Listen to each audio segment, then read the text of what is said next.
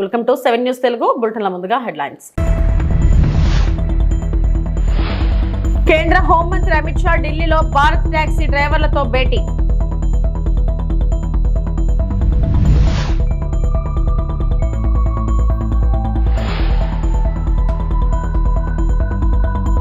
పెరంబూర్ నుంచి విజయ్ పోటీకి TVK green signal.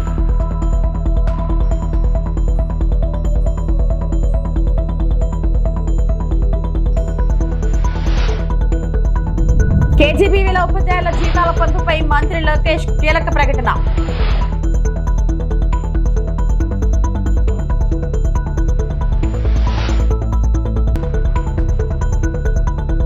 అదుపు తప్పి వాగులో పడిన బస్సు, పలువురికి గాయాలు.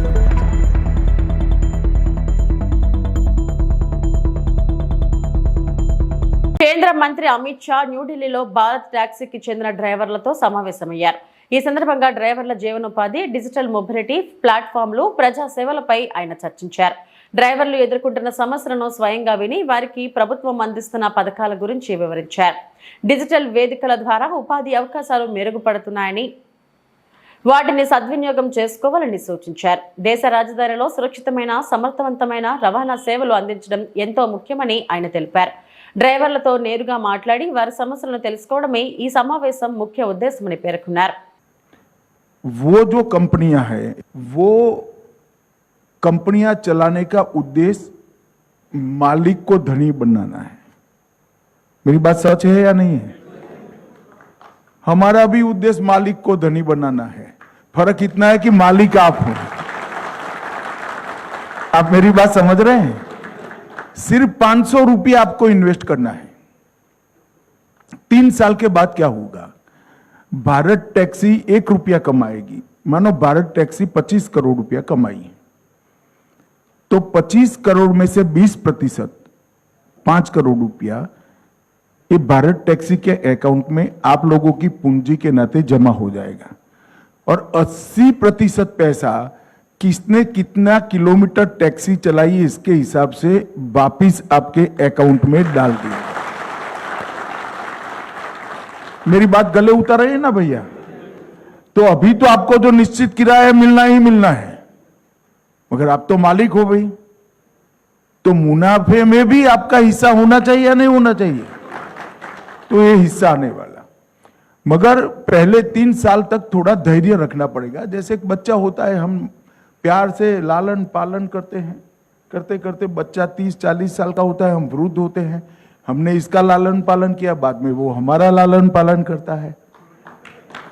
तो पहले 3 साल आपको धैर्य रखना पड़ेगा. इसलिए क्योंकि ये एडवर्टाइज करना, इसको एस्टैब्लिश करना, ये प्राइवेट कंपनी इस पर जो నటుడి నుంచి రాజకీయ నాయకుడిగా మారిన విజయ్ నేతృత్వంలోని తమిళేజ్ వెట్రి కాజుగా టీవీకే కార్యవర్గ సమావేశం వెల్లూరులో ఘనంగా జరిగింది. కఠిన భద్రతా ఏర్పాట్ల మధ్య సుమారు 4900 మంది ప్రతినిధులు పాల్గొన్నారు. ఈ సమావేశం ద్వారా పార్టీ సంస్థాగత బలాన్ని ప్రదర్శించింది. అయితే ముఖ్య రాజకీయ అంశంగా టీవీకే అధ్యక్షుడు విజయ్ ఉత్తర చెన్నైలోని పెరంబూర్ అసెంబ్లీ నియోజకవర్గం నుంచి పోటీ చేయాలనే తీర్మానం ఆమోదించబడింది. పార్టీ సీనియర్ నాయకులు కూడా విజయ్కు పెరంబూర్ నుంచి పోటీ చేయాలనే ఆసక్తి ఉందని సంకేతాలు ఇచ్చారు. ఇది ప్రస్తుతం అధికారంలో ఉన్న ద్రవిడ మున్నేట్ర కజగం బలమైన ప్రాంతంగా భావించబడుతుంది. దీంతో వెల్లూరులో శక్తి ప్రదర్శన చేసిన టీవీకే దృష్టి ఇప్పుడు పెరంబూర్ ఎన్నికల సమర రంగంపై కేంద్రీకృతమైంది. ఈ నియోజకవర్గం టీవీకే రాజకీయ వ్యూహంలో కీలకంగా మారే అవకాశాలను కనిపిస్తున్నాయి. ఎంగ ఓటు ఎంగ ఉరిమై,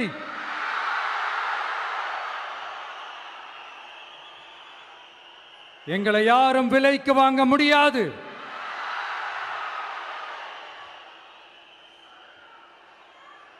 எங்க ஓட்டு விசில் சின்னத்துக்கு தான்.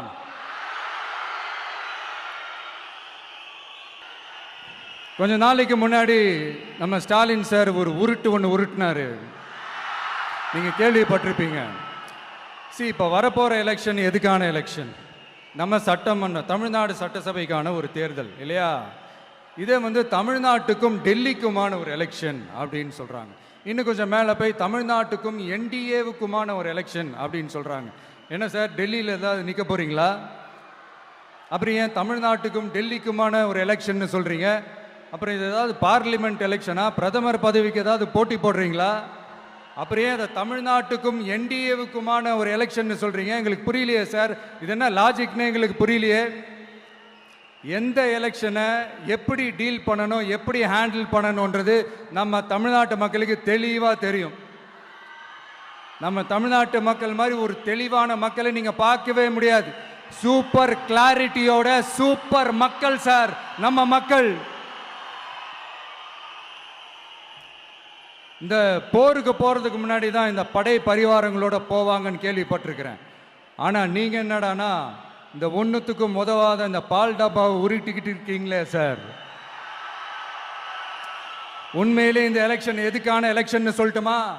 தமிழ்நாட்டு மக்களுக்கும் ஊழலுக்கும் நடக்கிற போர், தமிழ்நாட்டு மக்களுக்கும் லஞ்சத்துக்கும் நடக்கிற போர், தமிழ்நாட்டு மக்களுக்கும் இந்த நிர்வாகத்தை சரியா செய்யாத இந்த திமுக அரசுக்கும் நடக்கிற போர், அதாவது தமிழ்நாட்டு மக்களுக்கும் உங்க ஆட்சிக்கும் நடக்கிற போர், தமிழ்நாட்டு மக்களுக்கும் ஸ்டாலின் சாருக்கும் நடக்கிற போர். இன்னும் சுருக்கமா சொல்லணும்னா விஜய்க்கும் ஸ்டாலின் சாருக்கும் நடக்கிற போர்.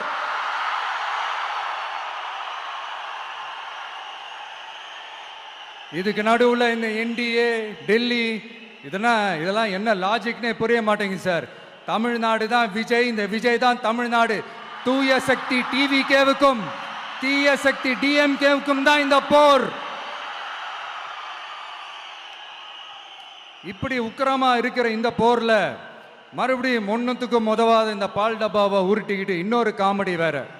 அது என்னடானா அவரோட ஆட்சியில தான் தமிழ்நாடு சூப்பர் ஸ்டார் மாநிலமா இருக்குதான்.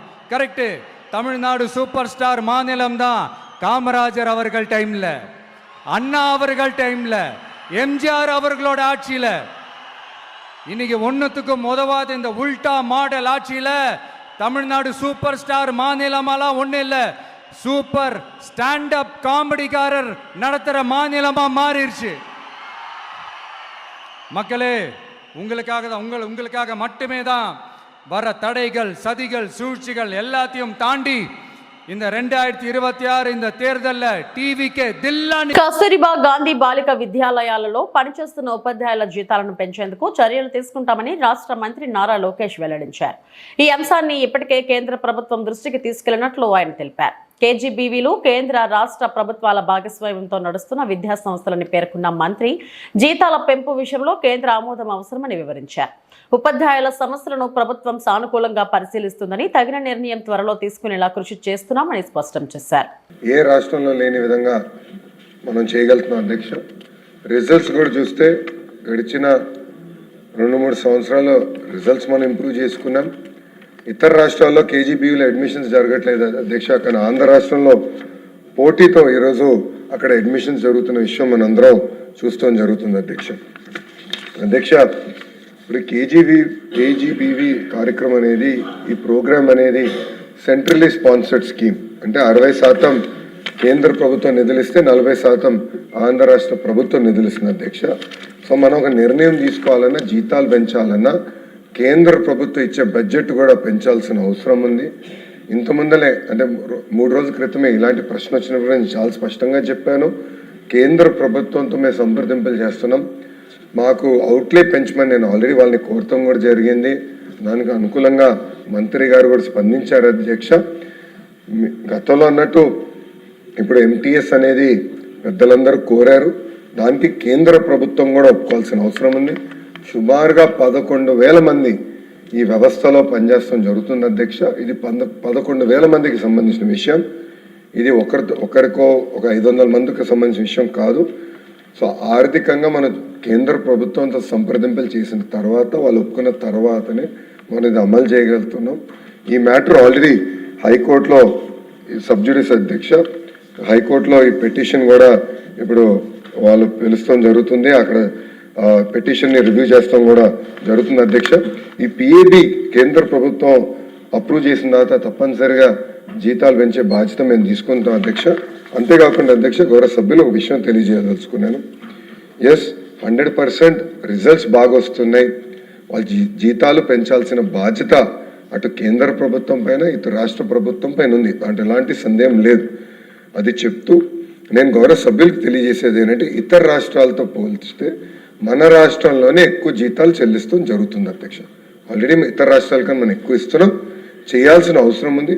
నాకు ఇది అవగాహన ఉంది, గౌరవ సభ్యులు కూడా దాన్ని కలుస్తాం జరిగింది. అందుకే నేను ధర్మేంద్ర ప్రధాన్ గారు కలిసినప్పుడు మాకు బడ్జెట్ పెంచమని నేను కోరటం కూడా జరిగింది అధ్యక్ష. అది తప్పనిసరిగా మేము ఫాలోఅప్ చేస్తాను గౌరవ సభ్యులు తెలియజేస్తున్నా. అంతేకాకుండా డిఎస్సి గురించి గౌరవ సభ్యులు ప్రస్తావించారు అధ్యక్ష. గతంలోనే గత సంవత్సరంలోనే 16,000 మంది ఉపాధ్యాయుల్ని మనం నియమిస్తాం జరిగింది. ఈ సంవత్సరం ఉగాది నాటికి మెగా జాబ్ క్యాలెండర్ ఇవ్వాలన్న లక్ష్యంతో మేము అందరం పనిచేస్తున్నాం. చెప్తాం చాలా తేలికైంది అధ్యక్ష. వర్టికల్ హారిజాంటల్ రిజర్వేషన్ చేయాల్సిన అవసరం ఉంది. ఇప్పుడు మళ్ళీ జోనల్ రీనోటిఫికేషన్ ప్రెసిడెన్షియల్ ఆర్డర్ వచ్చింది, రీనోటిఫికేషన్ చేయాల్సిన అవసరం ఉంది. మొత్తం అన్ని డిపార్ట్మెంట్లు కలిసికట్టుగా పనిచేస్తున్నాం. ఉగాదికి మళ్ళీ మేము జాబ్ క్యాలెండర్ విడుదల చేస్తాం. దాంట్లో ఉపాధ్యాయుల పోస్టులు కూడా ఉంటాయని గౌరవ సభ్యులు తెలియజేస్తున్నాం. మాజీ మంత్రి అంబటి రాంబాబు ఇంటిపై జరిగిన దాడిని ముద్రగడ పద్మనాభం తీవ్రంగా ఖండించారు. కూటమి పాలనలో వైసీపీ నేతలను టార్గెట్ చేస్తున్నారని ఆరోపించారు. ఈ సందర్భంగా అంబటి కుమార్తె ఫైర్ బ్రాండ్ మౌనికను పలకరించడానికి వచ్చాను. భవిష్యత్తులో మమతా బెనర్జీ స్థాయికి వెళ్లాలి. మాజీ మంత్రి ఇంటిపై దాడి బాధాకరం అన్నారు. 2 సార్లు కాపుల సాయంతో చంద్రబాబు ముఖ్యమంత్రి అయ్యారు. చంద్రబాబు నన్ను, నా కుటుంబాన్ని వేధించారు. మాకు జరిగిన అవమానాలు మీకు, మీ భార్య, కొడుకు, మీ కొడుకులకు, కోడళ్లకు జరిగితే ఎలా ఉంటుంది అని ప్రశ్నించారు. మేం బానిసలం కాదు అని ముద్రగడ అన్నారు. కాపులు సహకారంతో 2 సార్లు ముఖ్యమంత్రి అయ్యారు. 2 సార్లు కూడా కాపుల్ని టార్గెట్ చేసి అవమానం పాలు చేస్తా ఉన్నారు. అంటే బానిసలుగా బతకాలని వారి అభిప్రాయం అనుకుంటానని. ముందుసారి అయితే రాంబాబు గారి లాగా నన్ను, నా భార్యని, నా కోడలని, కొడుకుని కూడా నీచాతి నీచంగా కొట్టించడం, జుట్టు మెలితిప్పి ఖండించడం పోలీసుల చేత చేయించిన మహానుభావుడు. ఇదే పరిస్థితి రాంబాబు గారు జరిగింది. నేను ముఖ్యమంత్రి గారిని ఒకటి కోరుకుంటున్నాను, అయ్యా ఈ రోజు కాకపోతే రేపైనా మాకు జరిగిన అవమానం లాంటిది మీ మేడం గారికి, మీకు, మీ కోడల గారికి, మీ అబ్బాయి గారికి జరిగితే మీ ఫీలింగ్స్ ఎలా ఉంటాయో చెప్పాలని నేను కోరుకుంటా ఉన్నానండి. మేము బానిసలం కాదన్నయ్యా, పాకిస్తాన్ నుంచో ఆఫ్ఘనిస్తాన్ నుంచో వలస రాలేదన్నయ్యా, ఇక్కడే పుట్టాం, ఇక్కడే పెరిగామండి. కానీ నీచాతి నీచంగా మమ్మల్ని చూడటం, బాధించడం బాధగా ఉందని ముఖ్యమంత్రి గారు. రెండోది, తిరుపతి లడ్డు విషయంలో అబద్దాల మీద అబద్దాలు రోజు వెల్లించడం సమాజం నవ్వుకుంటుందండి. భక్తుల యొక్క మనోభావాలు దెబ్బతింటున్నాయండి. గుళ్ళకి వెళ్ళకూడదు, గుళ్ళో పెట్టే ప్రసాదం తినకూడదని అభిప్రాయం మీ మాట పెట్టి వారికి కలుగుతుందండి. ఎప్పటికైనా మించిపోయింది లేదు. ఆపేయండి మీ అబద్దాలని, ఇంకా ఆపేసేసి గౌరవంగా క్షమాపణ చెప్తే బాగుంటుందని అనిపిస్తా ఉందండి. క్షమాపణ లేపాలని పర్వాలేదు,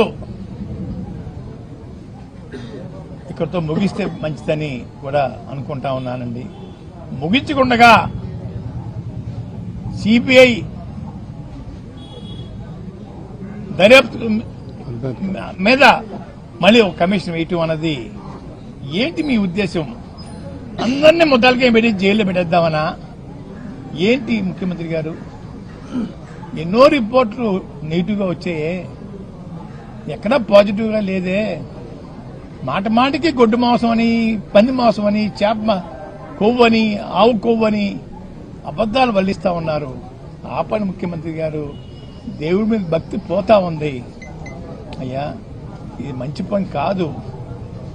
అధికారం ఇచ్చారు, మన ఇచ్చేది కాదండి రాష్ట్రం, ప్రజలు ఇచ్చారు ఒకసారి అవకాశం, మళ్ళీ పోయింది, మళ్ళీ ఇచ్చారు. సద్వినియోగం చేసుకోండి ముఖ్యమంత్రి గారు, బాధించకండి. గౌరవంగా జీవించే మనుషులను గౌరవంగా జీవించనమండి, అంతేగాని మీకు బానిసలుగా చేసుకోవడం కోసం మా ఇళ్ల మీద దాడి చేయించే కార్యక్రమం స్వస్తి పలకమని చెప్పేసి నేను కోరుకుంటాను. రాజమహేంద్రవరం నగరంలోని లాలాపేట్ చెరువు, చౌడేశ్వరి నగర్ ప్రాంతంలో ఇంటింటా సర్వే నిర్వహిస్తున్నట్టు తూర్పుగోదావరి జిల్లా కలెక్టర్ కీర్తి చేకూరి తెలిపారు. ఒకే ప్రాంతానికి చెందిన పలువురు కిడ్నీ వ్యాధి బారిన పడి ఆసుపత్రిలో చేరడంతో స్థానికంగా తీవ్ర కలకలం రేగిన సంగతి తెలిసిందే. ఈ నేపథ్యంలో జిల్లా అధికారులు మీడియా సమావేశం నిర్వహించారు. ప్రభుత్వం తరపున చేపట్టిన చర్యలను వివరించారు. కల్తీ పాలతో అస్వస్థతకు గురైనట్లు ఆరోపణలు వచ్చినందున పూర్తి స్థాయిలో విచారణ చేపట్టినట్లు తెలిపారు. పాలు పోసిన వ్యాపారిని అదుపులోకి తీసుకుని విచారిస్తున్నామన్నారు.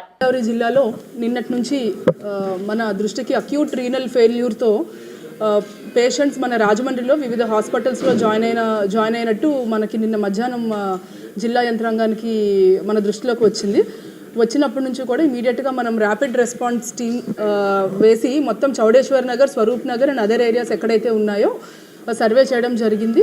సో అన్ని సర్వేలో కూడా వాటర్ శాంపిల్స్ నుంచి అన్నీ కూడా టెస్ట్ చేయడం జరిగింది. మనకు వాటర్ ఇష్యూస్ ఇవన్నీ కూడా రూల్ అవుట్ చేసుకున్నాము. తర్వాత ఈ అందరికీ కూడా there is one common link. Different హాస్పిటల్స్లో 12 మంది వరకు మన రాజమండ్రి అర్బన్ హాస్పిటల్స్లో ఈ అక్యూట్ రీనల్ ఫెయిల్యూర్తో సఫర్ అవుతూ ఉన్నారు. కొంతమంది డయాలసిస్లో ఉన్నారు. అందరికీ కూడా ఎలివేటెడ్ రీనల్ లెవెల్స్ ఉన్నాయి. సో వీళ్ళందరికీ కూడా మనం కామన్ లింక్ చూస్తే there is one milk vendor who supplying milk to all these families. So వెంటనే పోలీస్ టీం కూడా వెళ్ళి అతన్ని కస్టడీలో తీసుకోవడం జరిగింది. ఎఫ్ఐఆర్ కూడా రిజిస్టర్ చేయడం జరిగింది. ఈ నేపథ్యంలో నిన్నే సీఎం గారు మా అందరితో రివ్యూ చేపట్టడం, స్టేట్ లెవెల్ టీంతో రివ్యూ చేపట్టడం జరిగింది. సో స్టేట్ లెవెల్ నుంచి కూడా ఎక్స్పర్ట్ టీమ్ ఇస్ హియర్. జిల్లా లెవెల్లో ఆల్ డిపార్ట్మెంట్స్, కార్పొరేషన్ తరఫు నుంచి ఇంటింటికి సర్వే చేయడము, సిమిలర్లీ మిల్క్ వెండర్ ఇచ్చిన 106 ఫ్యామిలీస్కి పాలు ఇవ్వడం జరిగింది. ఆయన పాలు సప్లై చేయడం జరిగింది. ఈ 106 ఫ్యామిలీస్లో కూడా ఎంతమంది అయితే పాలు కానీ, పెరుగు కానీ, టీ కానీ, కాఫీ కానీ కన్జ్యూమ్ చేశారో వాళ్ళందరికీ కూడా బ్లడ్ శాంపిల్స్ నిన్న నైట్ నుంచి తీస్తున్నాము. ఇప్పటి వరకు సుమారుగా 73 శాంపిల్స్ తీయడం జరిగింది, బ్లడ్ శాంపిల్స్. ఈరోజు ఈవినింగ్కి మనకి రిజల్ట్స్, బ్లడ్ శాంపిల్స్ యొక్క రిజల్ట్స్ వస్తాయి. ప్రిలిమినరీగా ఈరోజు అందరూ కూడా ఇంటింటి సర్వే ప్రకారము ఎవరికైతే ఆయన పాలు సప్లై చేశారో ప్రిలిమినరీ రిజల్ట్ ఇప్పుడు వరకు కూడా అందరూ కూడా సేఫ్గానే ఉన్నారు. అయినా సరే మనము అబండెంట్ కాషన్గా we are testing all samples. So everyday surveillance మనము ఈ ఫ్యామిలీస్ మీద చేపడుతూ ఉంటాము. So that sudden onset of any symptoms వచ్చినా సరే వెంటనే మనము ఎర్లీ ఇంటర్వెన్షన్ తీసుకుని we will be able to save life. ఇదే కాకుండా యానిమల్ హస్బెండరీ డిపార్ట్మెంట్ తరపు నుంచి ఈ పాలు ఒక 42 ఫార్మర్స్ దగ్గర నుంచి 46 యానిమల్స్ నుంచి పాలు సేకరణ జరుగుతూ ఉంది. సో ఈ పాలు సేకరణలో యానిమల్స్ దగ్గర ఉన్న కన్జ్యూమ్ చేసే గడ్డి కానీ లేదా యానిమల్ యొక్క శాంపిల్స్, తర్వాత ఫుడ్ శాంపిల్స్, ఇవి రెండు కూడా టెస్ట్ చేశారు. ఇవన్నీ కూడా ఫోరెన్సిక్ టీమ్కి ప్లస్ యానిమల్ హస్బెండరీ ల్యాబొరేటరీకి కూడా పంపించడం జరుగుతుంది. సో ఇది కాకుండా పోలీస్ వైపు నుంచి కూడా he is under custody, cases are registered and clues team వెళ్ళి కొన్ని స్పాట్లో కొన్ని శాంపిల్స్ కూడా కలెక్ట్ చేయడం జరిగింది. ఫుడ్ సేఫ్టీ డిపార్ట్మెంట్ విభాగం నుంచి ఈ పాలు, పెరుగు కూడా ఒక ఇంట్లో దొరికినాయి పాతవి, ఆ శాంపిల్స్ కూడా తీసుకుని Hyderabad and Vizag food safety ల్యాబొరేటరీస్కి పంపించడం జరిగింది. ఆ రిపోర్ట్స్ కూడా మేము త్వరలో వెయిట్ చేస్తున్నాం. You are awaiting that report. So you can SP garu wait చేస్తున్నాం. సో ఇప్పుడు ఎస్పీ గారు అయిపోయాక ఒకసారి క్వశ్చన్స్ తీసుకుందాం. Let him complete. ఆదిలాబాద్ జిల్లా ఉట్నూరు మండలం షాంపూర్ బ్రిడ్జ్ వద్ద ఆర్టీసీ బస్సు అదుపు తప్పి వాగులో బోల్తా పడింది. ఆసిఫాబాద్ డిపోకు చెందిన ఆర్టీసీ బస్సు సోమవారం ఉదయం హైదరాబాద్ నుంచి వస్తున్న క్రమంలో ఈ ప్రమాదం చోటు చేసుకుంది. ఘటనా సమయంలో బస్సులో 30 మంది ప్రయాణికులు ఉన్నారు. ఈ ప్రమాదంలో కండక్టర్కు తీవ్ర గాయాలు కాగా పలువురు ప్రయాణికులు స్వల్ప గాయాలతో బయటపడ్డారు. విషయం తెలుసుకున్న స్థానికులు వెంటనే క్షతగాత్రులను ఉట్నూరు ప్రభుత్వ ఆసుపత్రికి తరలించి చికిత్స అందిస్తున్నారు.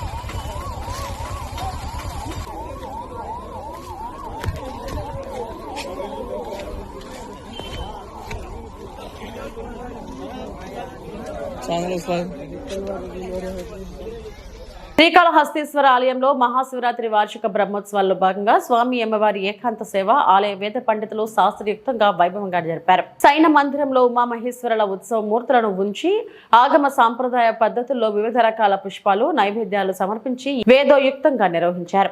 స్వామి అమ్మవార్ల దివ్య మంగళకర స్వరూపాలను తిలకించి భక్తులు ఆధ్యాత్మిక తన్మయంలో పులకించారు.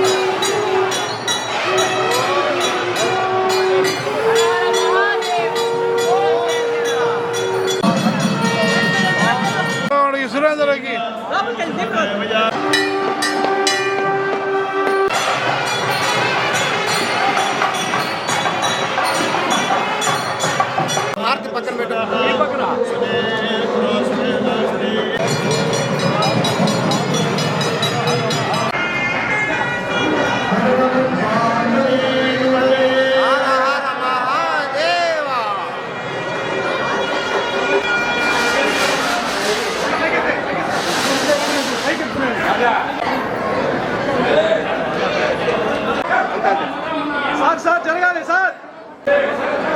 సారీ ఏమనుకోబాక సార్.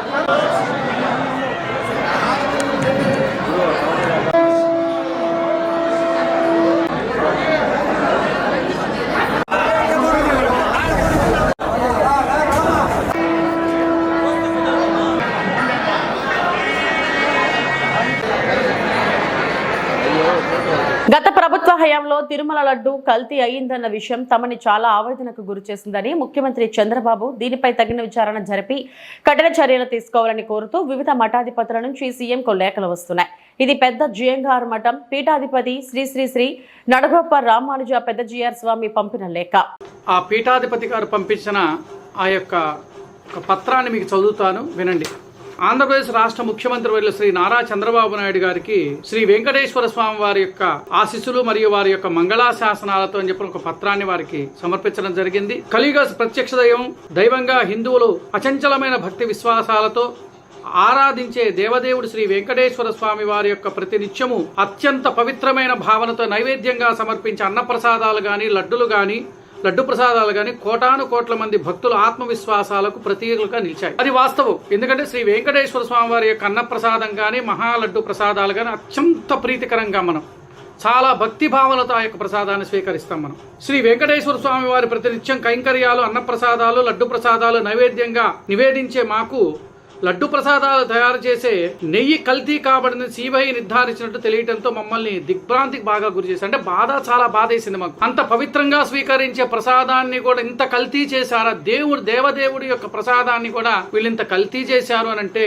చాలా మనసు మాకు చాలా కలిసివేసింది అని చెప్పేసి. కల్తీ జరిగిందని తెలిసే గాన అదే నెయ్యిని పవిత్ర ప్రసాదం తయారీలో కొనసాగించిన ఘోర అపచారమే కాకుండా ధర్మానికి విరుద్ధమైన అత్యంత బాధ్యతారహితమైన చర్యగా భావించవలసి ఉంటుంది.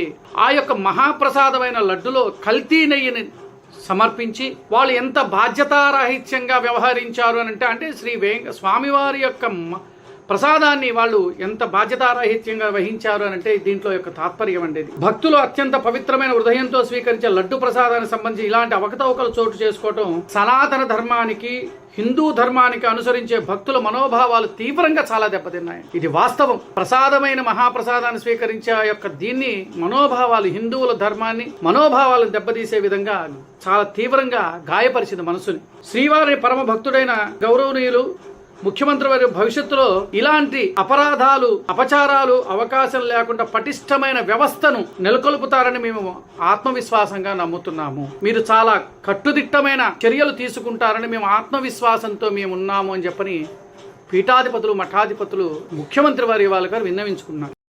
విశాఖపట్నంలో అంగన్వాడీ కార్మికుల ఆందోళన కొనసాగుతుంది. జీవీఎంసీ గాంధీ విగ్రహం వద్ద ఏఐటీసీ ఆధ్వర్యంలో రిలే నిరాహార దీక్షలు ప్రారంభమయ్యాయి. అంగన్వాడీ టీచర్లు, హెల్పర్లకు వెంటనే వేతనాలు పెంచాలని యూనియన్ నాయకులు డిమాండ్ చేస్తున్నారు.